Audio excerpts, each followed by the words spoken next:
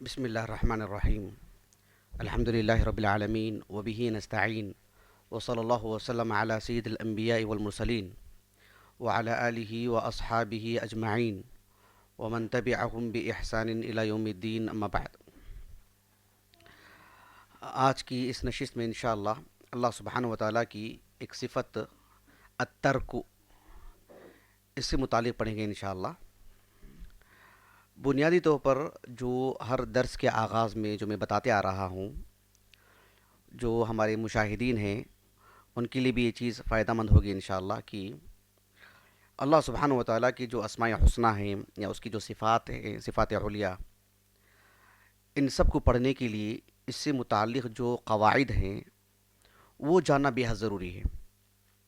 یہ میں ہر درس کے آغاز میں اس لیے بتاتا ہوں کہ بہت سارے دروس یوٹیوب پر بھی ہیں، مجھ سے سوالات بھی ہوتے ہیں. تو ایک درس سننے کے بعد ایسا نہ ہو کہ بس اس درس سے متعلق وہ بات ہے، نہیں، ایک قاعدہ ہے، یہ ایک عمومی بات ہے. اس لیے کہ ہم بر صغیر میں رہتے ہیں تو یہاں پر اللہ سبحانہ وتعالیٰ کے اسماء حسنہ اور اس کے صفات کو تفصیل کے ساتھ پڑھنے پڑھانے کا یہ ایک نہج نہیں رہا ہے زمانے سے. ایسے میں یہاں اشاعرہ کی کثرت ہے جو اللہ سبحانہ وتعالیٰ کی صفات میں تعویل کرتے ہیں. اس پس منظر میں اگر دیکھا جائے تو ہم جو ساری صفات بتاتے جا رہے ہیں وہ جو اس سے قبل تقریباً آغاز کے جو شروع کے 20 دروس ہیں وہ قواعد ہی پر مبنی ہیں. اس کو سنے بغیر، اس کو سمجھے بغیر آپ ان دروس کو سنیں گے تو چیز زیادہ بہتر واضح انداز میں سمجھ میں نہیں آ پائے گی. تو اس کے لیے ضروری ہے کہ جو صفات سے متعلق جو قواعد ہیں انہیں اچھی طرح سمجھا جائے. تو اللہ سبحانہ وتعالیٰ کی یہ جو صفات ہیں یا اسماء حسنہ ہیں اس میں سے ایک ہے الترک. یہ اللہ سبحانہ وتعالیٰ کی وہ صفت ہے جس کو صفات فعلیہ میں شمار کرتے ہیں. اللہ سبحانہ وتعالیٰ کی صفات ذاتیہ جس کے تعلق سے کافی تفصیل سے بتا چکا ہوں. اللہ سبحانہ وتعالیٰ کی بیشتر صفات ایسے ہیں جن کو صفات فعلیہ کہتے ہیں، جس کا تعلق اللہ کی مشیت سے ہوتا ہے. جیسے اللہ سبحانہ وتعالیٰ کے لیے ہم کہتے ہیں آنکھ، کتاب و سنت سے ثابت ہے، وہ اللہ سبحانہ وتعالیٰ کی صفات ذاتیہ میں سے ہے. اللہ سبحانہ وتعالیٰ کی ایک صفت ہے جیسے ہم کہتے ہیں غفران، وہ صفات فعلیہ میں سے، یعنی اللہ کی مشیت میں سے، جب چاہے گا مغفرت کرے گا. اللہ سبحانہ وتعالیٰ کی ایک صفت ہے الرحمہ، یہ صفات فعلیہ میں سے ہے، یعنی اللہ سبحانہ وتعالیٰ کی یہ وہ صفت ہے جو اس کی مشیت پر منحصر ہے، جب چاہے گا اسے انجام دے گا، لیکن ازل سے متصف ہے رب العالمین. ویسے ہی یہ جو صفت ہے آج کا جو درس ہے الترک کے معنی بتاتا ہوں آپ کو انشاءاللہ. تو یہ بھی اللہ سبحانہ وتعالیٰ کی صفات فعلیہ میں سے ثابت ہے، صفات فعلیہ میں سے شمار ہوگی. کتاب و سنت میں متعدد مقامات پر اللہ سبحانہ وتعالیٰ نے اپنی اس صفت کا اظہار فرمایا ہے. پہلے اس کے معنی میں آپ کو بتا دیتا ہوں. عربی زبان میں الترک، ہم اردو زبان میں بھی اس کا استعمال کرتے ہیں کہ ایک شخص نے ایک شخص سے کلام کو ترک کر دیا ہے، اس چیز کو ترک کر دیا ہے، یعنی چھوڑ دیا ہے. تو عربی زبان میں اس کا جو معنی ہے بنیادی طور پر، ایک قدیم لغوی ہیں احمد بن فارس رحمہ اللہ، معروف لغوی ہیں. قزوین ایک علاقہ تھا، وہیں کی حافظ بن ماجہ بھی ہیں رحمہ اللہ، اسی علاقے کے ہوں. تو احمد بن فارس رحمہ اللہ، ان کی جو معجم ہے بہت ہی معروف معجم و مقاییس اللغہ، اس میں ترکہ کا انہوں نے جو آغاز میں معنی بتایا ہے التخلیۃ عن الشیء، کسی چیز کو چھوڑ دینا، اسے نکال دینا، اس کا بنیادی معنی ہے. قرآن مجید میں یہ معنی عام طور پر بھی استعمال ہوا ہے، اللہ سبحانہ وتعالیٰ کی صفت کے طور پر بھی استعمال ہوا ہے. میں آپ کو 2 آیتیں پڑھ کے سناتا ہوں تاکہ آپ کو معلوم ہو کہ اس کا جو معنی ہے کیسے. مثال کے طور پر دیکھیں، اللہ رب العالمین نے سورۃ البقرہ میں بیان فرمایا کتب علیکم اذا حضر احدکم الموت ان ترک خیرا الوصیہ. یعنی اللہ سبحانہ وتعالیٰ نے فرمایا کہ اللہ سبحانہ وتعالیٰ نے یہ بات لکھ دی ہے، فرض کر دی ہے کہ تم میں سے کسی کا انتقال ہونے لگے اور وہ مال چھوڑ کے جائے، یعنی اضطراری طور پر ایک انسان جب اس کی موت آتی ہے تو ارادتاً مال چھوڑ کے نہیں جاتا نا، غیر ارادی طور پر. ان ترک خیر سے مراد المال، جب وہ مال چھوڑ کے چلا جائے، یعنی آپ دیکھیں یہاں پر ترک ایک عام معنی میں استعمال ہوا ہے. تو والدین کے لیے وصیت اللہ سبحانہ و تعالیٰ نے رکھی ہے، یہ آغاز کے طور پر والدین کے لیے اب تو حصہ اللہ نے رکھا ہے۔ تو ترکہ کے معنی آپ کو بتا رہا ہوں میں آپ کو۔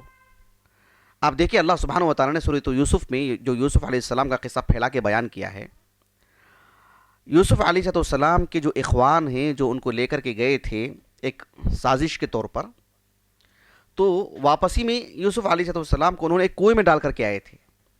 قرآن نے اس واقعے کو کیسے بیان کیا کہ ان کے بھائیوں نے یعقوب علیہ السلام سے کہا قالوا یا ابانا انا ذهبنا نستبق وترکنا یوسف عند متاعنا، کہا کہ اے ہمارے ابا جان، ہم جو دوڑ کا جو مسابقہ تھا اس میں مشغول تھے اور یوسف کو ہمارے سامان کے پاس چھوڑ کے گئے تھے۔ وترکنا یوسف عند متاعنا، تو یہ عام معنی میں چھوڑنا، یہ میں اس لیے بتا رہا ہوں کہ قرآن مجید میں اگر آپ، چونکہ عامۃ المسلمین ترجمہ سے ہی پڑھتے ہیں قرآن مجید، تو کئی جگہوں پر وہاں پر چھوڑنے کا معنی آتا ہے۔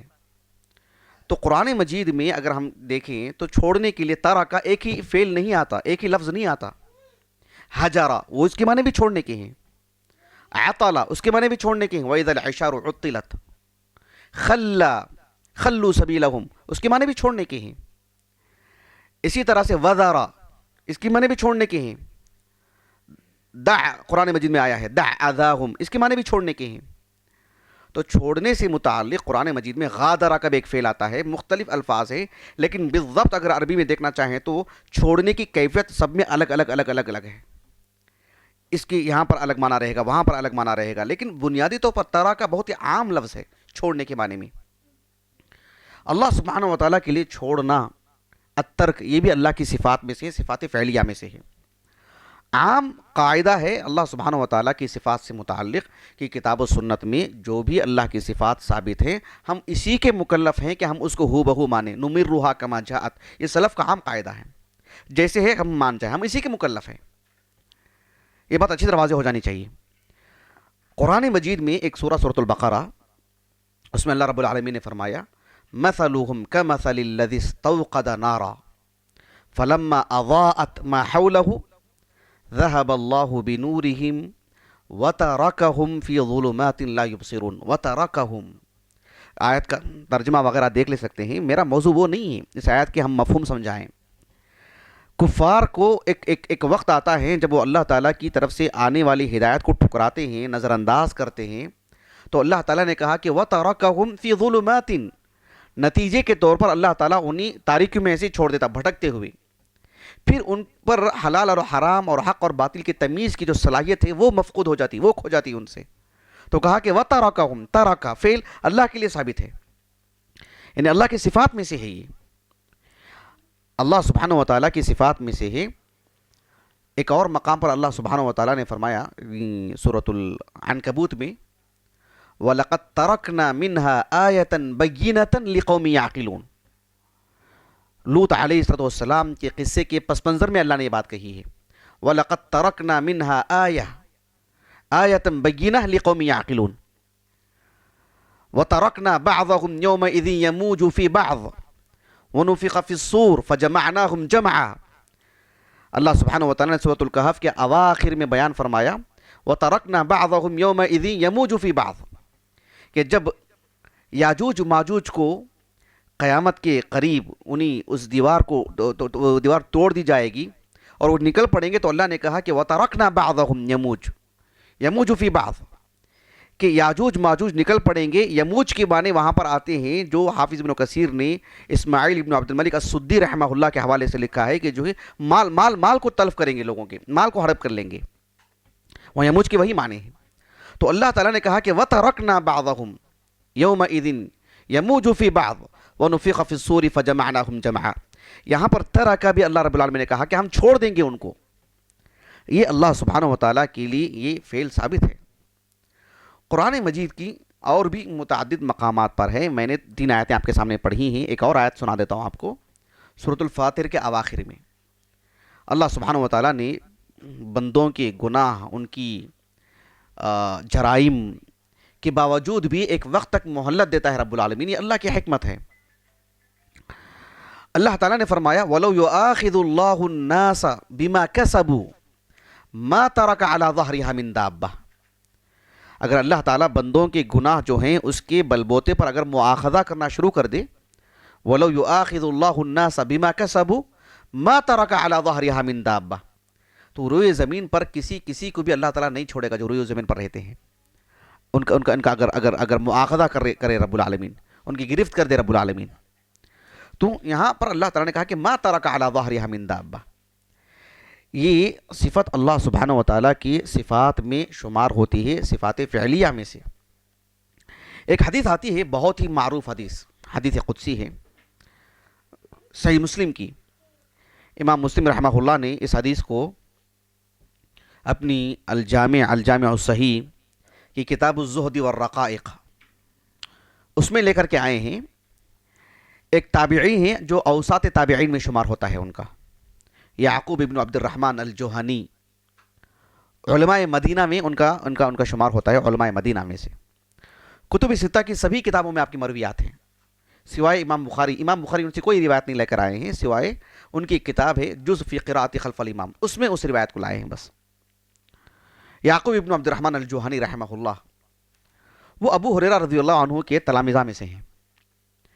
وہ کہتے ہیں کہ ابو ہریرہ رضی اللہ عنہ نے کہا کہ آپ علیہ الصلوۃ والسلام نے فرمایا، قال اللہ تبارک و تعالی، حدیث قدسی ہے، سب حدیثیں اللہ ہی کی طرف سے ہیں، لیکن خصوصیت کے ساتھ اللہ کے رسول نے صلی اللہ علیہ وسلم اللہ سبحانہ و تعالیٰ کی طرف نسبت کر کے بات کو پیش فرماتے ہیں کہ اللہ سبحانہ و تعالیٰ نے کہا کہ انا اغنى الشرکاء عن الشرک، میں مشرکین جو میری عبادت میں کسی کو شریک کرتے ہیں، بھلے ہی کسی شخص کو یا ان کے نفس کو یا ان کے ارادوں کو، ان کے خواہشات کو میری عبادت میں شریک ٹھہراتے ہیں، میں ان سے بے نیاز ہوں، مجھے ضرورت نہیں ان کی عبادتوں کی۔